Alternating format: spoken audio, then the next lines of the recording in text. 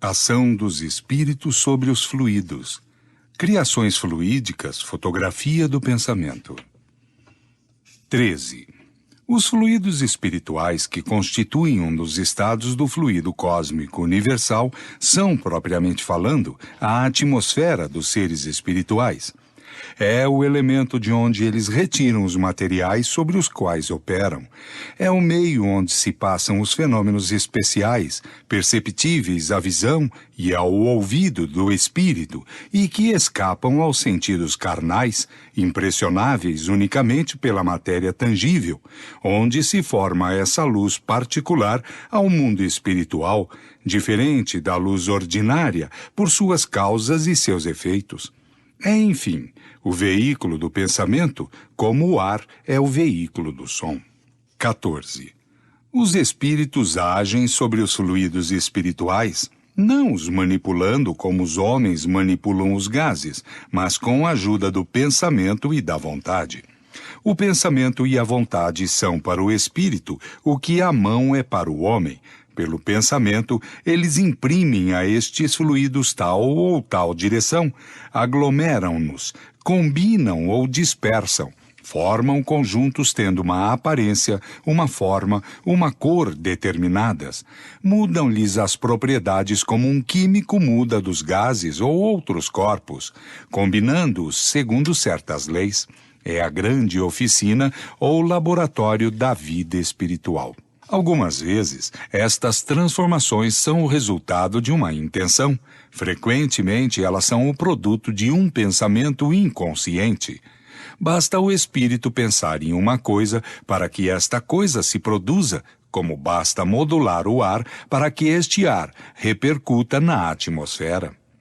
Assim é que, por exemplo, um espírito se apresenta à visão de um encarnado dotado de visão psíquica sob as aparências que tinha quando vivo, à época em que se conheceram, tivesse tido várias encarnações depois. Apresenta-se com a roupa, os sinais exteriores, enfermidades, cicatrizes, membros amputados, etc., que tinha então. Um decapitado se apresentará com a cabeça de menos. Não é para dizer que haja conservado estas aparências. Não, certamente, porque como espírito ele não é nem coxo, nem maneta, nem vesgo, nem decapitado.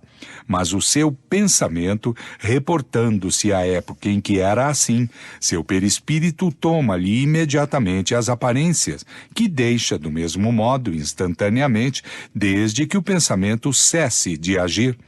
Se, pois, foi uma vez negro e outra vez branco, apresentar-se-á como negro ou como branco segundo aquela destas duas encarnações sob a qual foi evocado e onde se reportará o seu pensamento. Por um efeito análogo, o pensamento do espírito cria fluidicamente os objetos de que tinha o hábito de se servir. Um avarento manejará o ouro, um militar terá suas armas e o seu uniforme, um fumante o seu cachimbo, um lavrador a sua charrua e os seus bois, uma velha a sua roca de fiar. Esses objetos fluídicos são tão reais para o espírito que ele mesmo é fluídico quanto o são no estado material para o homem vivo. Mas, pela mesma razão que são criados pelo pensamento, a sua existência é tão fugidia quanto o pensamento. Nota. Revista Espírita, julho de 1859, página 184. O Livro dos Médiuns, capítulo 8º. Fim de nota. 15. Sendo os fluidos o veículo do pensamento, este age sobre os fluidos como o som age sobre o ar. Eles nos trazem o pensamento como o ar nos traz o som. Pode-se dizer, pois, com toda a verdade, que há nestes fluidos ondas e raios de pensamento que se cruzam sem se confundirem, como há no ar ondas e raios sonoros. Há mais. O pensamento, criando imagens fluídicas, se reflete no envoltório perispiritual como num vidro. Aí toma um corpo e se fotografa de alguma sorte. Que um homem, por exemplo, tenha a ideia de matar um outro, por impassível que seja o seu corpo material, seu corpo fluídico é colocado em ação pelo pensamento, do qual reproduz todas as nuances. Ele executa fluidicamente o gesto, o ato que tem o desejo de cumprir. O pensamento cria a imagem da vítima e a cena inteira se desenha, como num quadro, tal como está em seu espírito. É assim que os movimentos mais secretos da alma repercutem no envoltório fluídico, que uma alma pode ler em outra alma como num livro e ver o que não é perceptível aos olhos do corpo. Contudo, vendo a intenção, ela pode pressentir o cumprimento do ato que lhe será a sequência, mas não pode determinar o momento em que se cumprirá, nem precisar-lhe os detalhes, nem mesmo afirmar que ocorrerá, porque circunstâncias ulteriores podem modificar os planos detidos e mudar as disposições. Ela não pode ver o que está ainda no pensamento. O que ela vê é a preocupação habitual do indivíduo, seus desejos, seus projetos, seus propósitos, bons ou maus. Qualidades dos fluidos. 16. A ação dos espíritos sobre os fluidos espirituais tem consequências de uma importância direta e capital para os encarnados. Desde o instante que estes fluidos são o veículo do pensamento, que o pensamento pode modificar-lhes as propriedades, é evidente que eles devem estar impregnados de qualidades boas ou más dos pensamentos que os colocam em vibração, modificados pela pureza ou pela impureza dos sentimentos. Os maus pensamentos corrompem os fluidos espirituais, como os miasmas deletérios corrompem o ar respirável. Os fluidos que cercam ou que projetam os maus espíritos são, pois, viciados, ao passo que aqueles que recebem a influência de bons espíritos são tão puros quanto o comporta o grau da perfeição moral destes. 17. Seria impossível fazer uma enumeração ou classificação dos bons e dos maus fluidos sem especificar as suas qualidades respectivas, tendo em vista que a sua diversidade é tão grande quanto a dos pensamentos. Os fluidos não têm qualidades sui generis, mas as que adquirem no meio onde se elaboram. Modificam-se pelos eflúvios desse meio, como o ar pelas exalações, a água pelos sais das camadas que atravessa. Segundo as circunstâncias, essas qualidades são como o ar e a água, temporárias ou permanentes, o que os torna mais especialmente próprios à produção de tais ou tais efeitos determinados.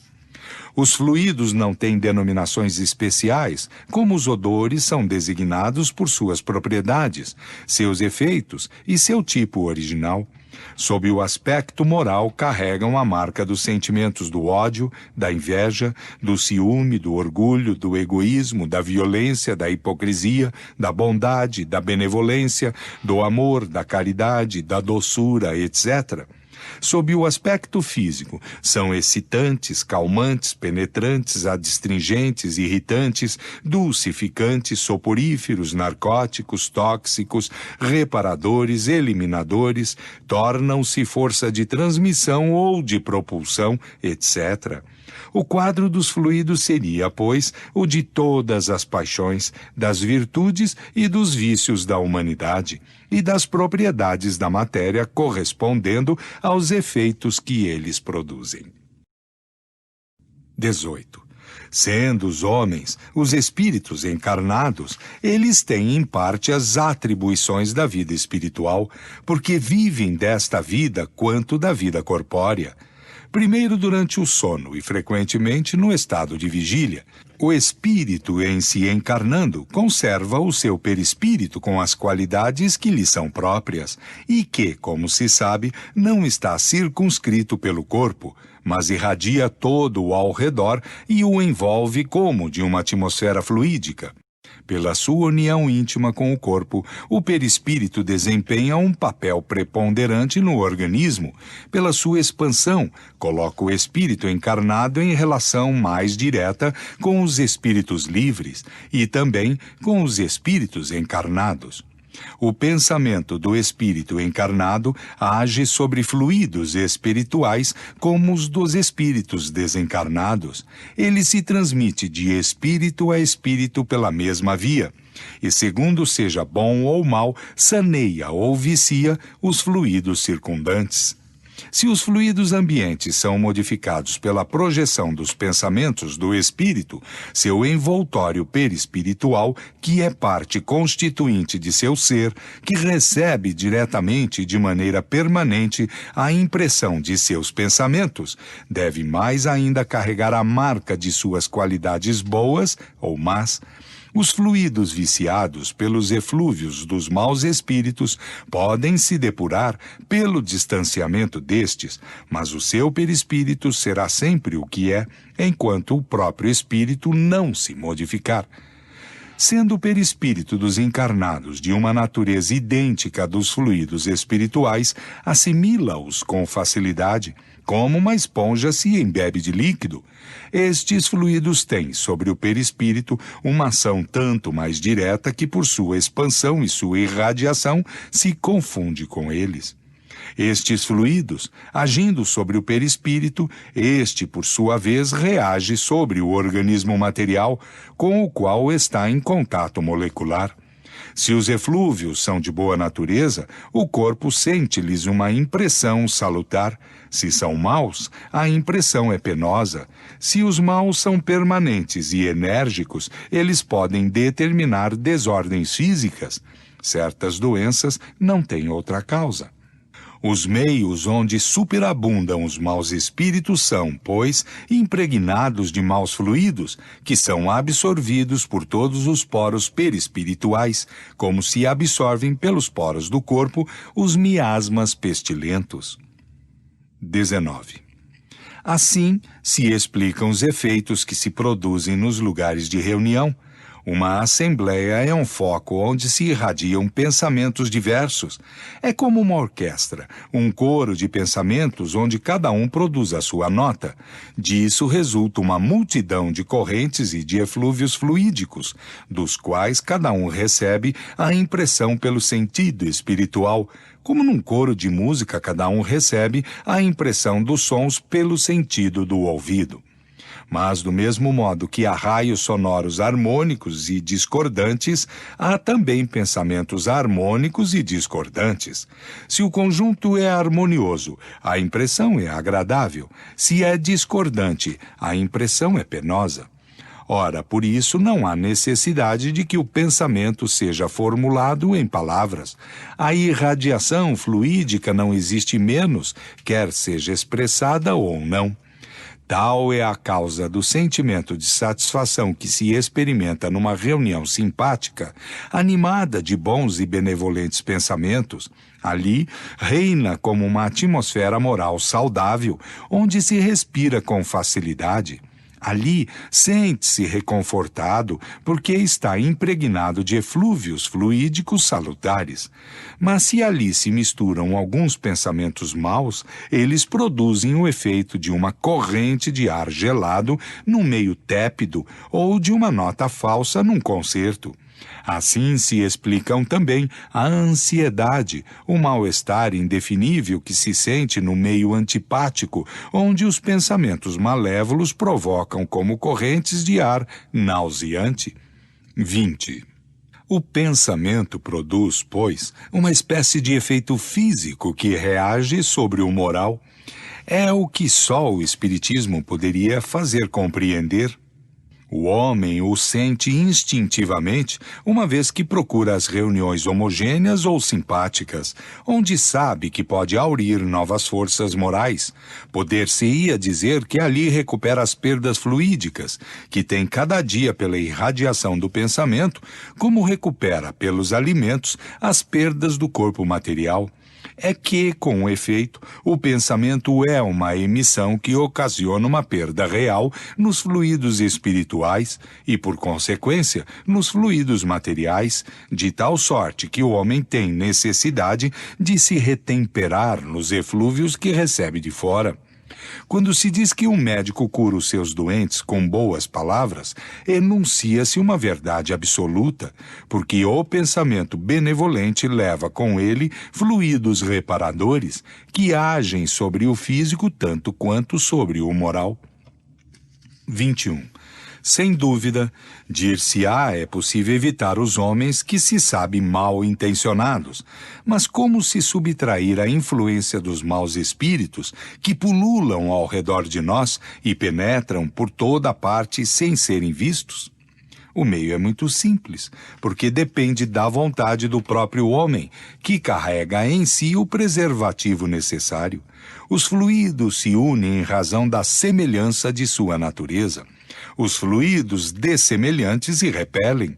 Há incompatibilidade entre os bons e os maus fluidos, como entre o óleo e a água. Que se faz quando o ar está viciado? É saneado? É depurado, destruindo o foco dos miasmas, expulsando os eflúvios malsãos por correntes de ar saudável mais forte. A invasão dos maus fluidos é necessário, pois, opor os bons fluidos, e como cada um tem no seu perispírito uma fonte fluídica permanente, carrega-se o remédio em si mesmo. Não se trata senão de depurar esta fonte e dar-lhe qualidades tais que elas sejam para as más influências um contraste, em lugar de ser uma força atrativa. O perispírito é, pois, uma couraça à qual é necessário dar a melhor têmpera possível.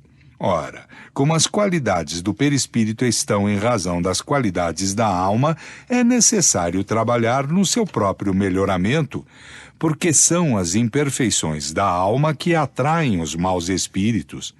As moscas vão aonde os focos de corrupção as atraem. Destruí estes focos e as moscas desaparecerão. Do mesmo modo, os maus espíritos vão aonde o mal os atrai. Destruí o mal e eles se afastarão. Os espíritos realmente bons, encarnados ou desencarnados, nada têm a temer da influência dos maus espíritos.